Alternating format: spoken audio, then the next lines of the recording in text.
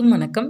இந்த பதிவில் செவ்வாய்க்கிழமை வராகி அன்னை வழிபாடு செய்பவர்கள் அல்லது பூஜையே பண்ணி பழக்கம் இல்லை, ஆனால் வராகி அன்னை மிகவும் பிடிக்கும் அப்படி இருப்பவர்களும் இந்த பரிகாரம் செய்து பாருங்கள். உங்கள் வாழ்க்கையில் முன்னேற்றம் நிச்சயமாக இருக்கும்.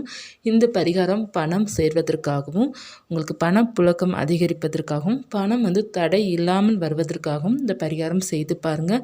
இதற்கு வீட்டில் இருக்கிற எளிமையான பொருட்கள் வைத்து இந்த பரிகாரம் செய்யலாம். வராகி பக்தர் வழிபாடு செய்பவர்கள் வராகி அன்னைக்கு ஏற்ற வேண்டிய தீபம் என்ன அப்படிங்கிற பதிவு ஆல்ரெடி நான் கொடுத்துருக்குறேன். உங்களுக்கு எந்த தீபம் ஏற்றி வைத்து வழிபாடு செய்யணும் விருப்பம் இருக்கும், அந்த தீபம் ஏற்றி வைத்து வழிபாடு செய்யுங்க. சேனலில் செக் பண்ணி பார்த்தா உங்களுக்கு தெரியும். உங்களுக்கு என்ன பதிவு வேணுமோ அந்த பதிவை நீங்கள் பார்த்து கொள்ளலாம். செவ்வாய்க்கிழமை தேய்பிறை பஞ்சமி வருவது மிக விசேஷமான நாளாக இருக்கும். மாலை 6 மணிக்கு மேலே இரவு 9 மணிக்குள்ளே நீங்கள் வழிபாடு செய்யணும். அதுவே ரொம்ப சிறப்பானது. 8 to 9 கடன் பிரச்சனை இருப்பவர்கள்லாம் 8 to 9 செவ்வாய் ஹோரையில் வழிபாடு செய்யுங்க. நார்மலாக வராகி அன்னைக்கு வழிபாடு செய்ய போகிறோம், பூஜை பண்ண போகிறோம் அப்படி இருப்பவர்களாம் மாலை 6 மணிக்கு நீங்கள் வழிபாடு செய்து கொள்ளலாம். ரொம்ப விசேஷமானதாக இருக்கும். இந்த பரிகாரம் நான் சொல்கின்ற பரிகாரம் பார்த்திங்க அப்படின்னா எப்படி செய்ய வேண்டும், பூஜை பண்ணுறவங்களும் பண்ணலாம், இல்லை நான் வராகினை வழிபாடு செய்ததில்லையே நான் பண்ணலாமா, தாராளமாக செய்து கொள்ளலாம். இதற்கு பூஜை பண்ணணும் அப்படிங்கிறது இல்லை, இது ஒரு பரிகாரம் மட்டும்தான். பணம் சேர்வதற்காக, உங்களுக்கு சகல ஐஸ்வர்யம் சேர்வதற்காக இந்த பரிகாரம் செய்து பாருங்கள். இதற்கு தேவையானது என்ன பொருட்கள் அப்படின்னா 5 துவரம்பருப்பு வேண்டும் கட்டாயமாக.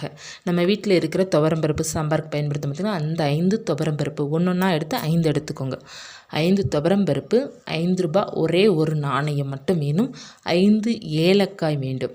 இந்த 3 பொருட்களையும் சேர்த்துக்கோங்க.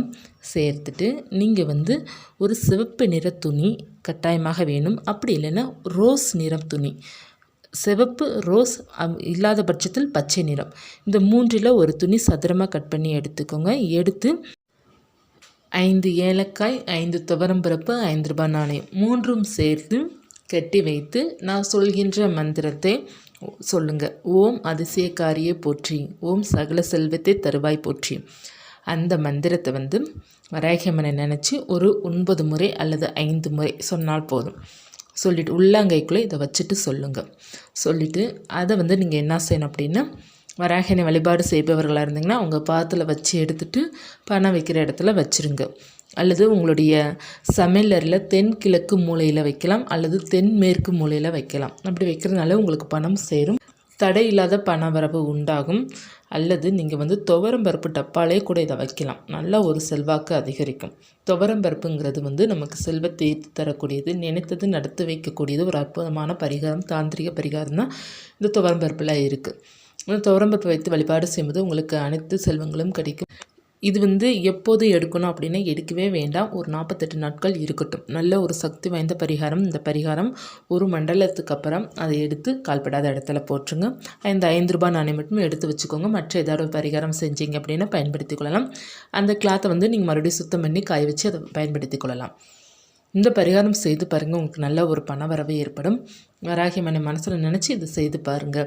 வராகினை வழிபாடு செய்யாதவர்கள் கூட இதை செய்து பாருங்கள், நல்ல ஒரு பலன் கொடுக்கும்.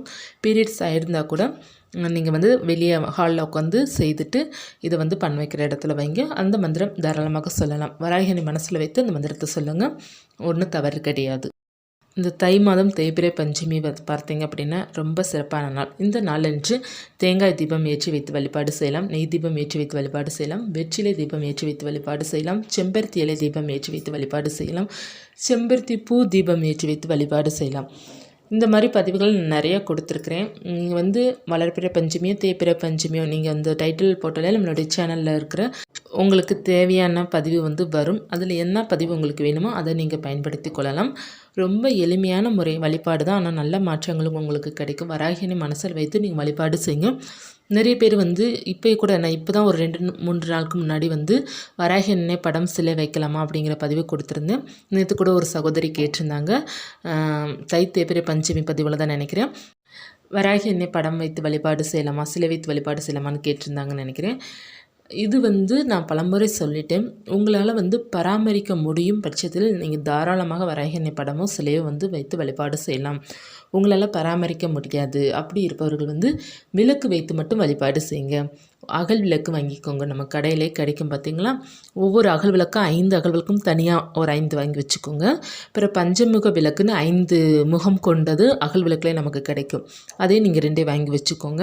அப்புறம் எக்ஸ்ட்ரா ஒரு 2, 3 அகல் விளக்கு வச்சுக்கோங்க. நம்ம ஏதாவது பரிகாரம் செய்கிறோம் பார்த்தீங்களா வராகி அன்னைக்கு, அதற்கு நீங்கள் அதை பயன்படுத்திக்கலாம். இந்த மாதிரி மட்டும் வாங்கி வச்சுட்டு உங்களுக்கு எந்தெந்த நாள் முடியுதோ அந்தந்த நாள் மட்டும் நீங்கள் வராகி அன்னை வந்து வழிபாடு செய்யலாம்.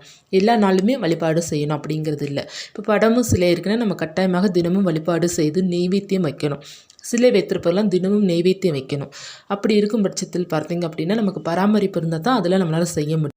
பராமரிப்பு அப்படின்னா என்ன அப்படின்னா, நம்ம வந்து ஒரு நான்வெஜ் சமைச்சோம் அப்படின்னா நம்ம வந்து வீடை க்ளீன் பண்ணிவிட்டு நல்லா சுத்தப்படுத்திட்டு வீடெல்லாம் தொடச்சிட்டு தான் நம்ம விளக்கேற்றி வைக்கிற மாதிரி இருக்கும்.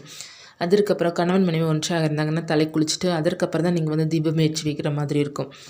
அப்புறம் பீரியட்ஸ் ஆயிடுச்சு அப்படின்னா யாராவது வந்து விளக்கேற்றி வைக்கிறதுக்கு ஆள் இருந்தாங்கன்னா ஏற்றி வைத்துக்கலாம். அப்படி இல்லைன்னா நீங்கள் தான் ஏற்ற மாதிரி இருக்கும். ஒரு 5 நாள் மட்டும் அதை க்ளோஸ் பண்ணிவிட்டு அதற்கப்புறம் நீங்கள் வந்து தீபம் ஏற்றி வைத்து வழிபாடு செய்து கொள்ளலாம். சிலை வைத்திருப்பவர்கள் வந்து அபிஷேகம் பண்ணணும். குறைஞ்சபட்சம் மாதம் 2 முறையாவது நீங்கள் அபிஷேகம் பண்ணுவது ரொம்ப விசேஷமாக இருக்கும்.